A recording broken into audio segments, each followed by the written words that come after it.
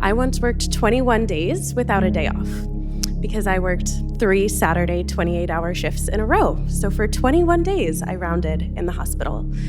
I'm currently in the neonatal intensive care unit, taking care of some of the sickest babies in the country.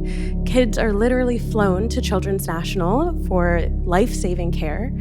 And I recently admitted a family, and I told them that every day I would be taking care of them, and I did because I worked 13 days in a row. So every single day of their admission, I was the doctor taking care of them. What I have been hearing in meetings like this around the country is this takes a toll not only on physical health, but on mental health as well. And we've really had some very disturbing stories. Yes. Anyone want to say a word about that? Yes, yeah. When you're working 70 to 80 hours a week on an average week, it's isolating, it's exhausting. You can't really do the things that you need to do to take care of yourself. I'm working 28 hours straight, and then I go home and I have to decide between sleeping to get 8 hours of sleep or making myself dinner. And sometimes you just have sleep for dinner. Like, there is just no other way.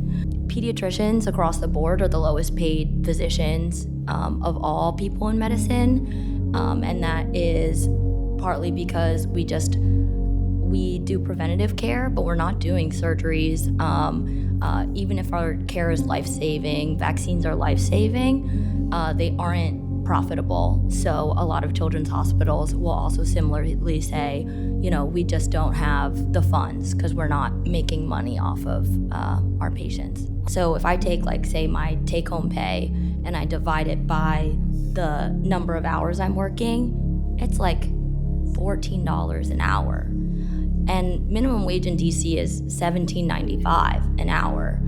And then on top of that, student loan debt is, since I graduated a little bit earlier from college, it's 15% of my pay, and then 60% of it goes to rent. So it is unsustainable from a financial health, but then also mental health, trying to balance everything else. What is so insane about this discussion is if we were not spending a lot of money on healthcare in America, we would understand it, right? Mm-hmm. If we were a poor country, golly gee, we just don't have enough money, you have to work so hard, we can't pay you. We are spending, you know what we're spending? We're spending $14,500 for every man, woman, and child in this country.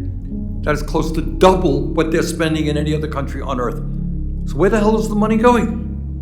That's the question that we should be asking ourselves. But this is literally insane. I mean, this is not the way you would treat any worker, let alone people who are doing life-saving work.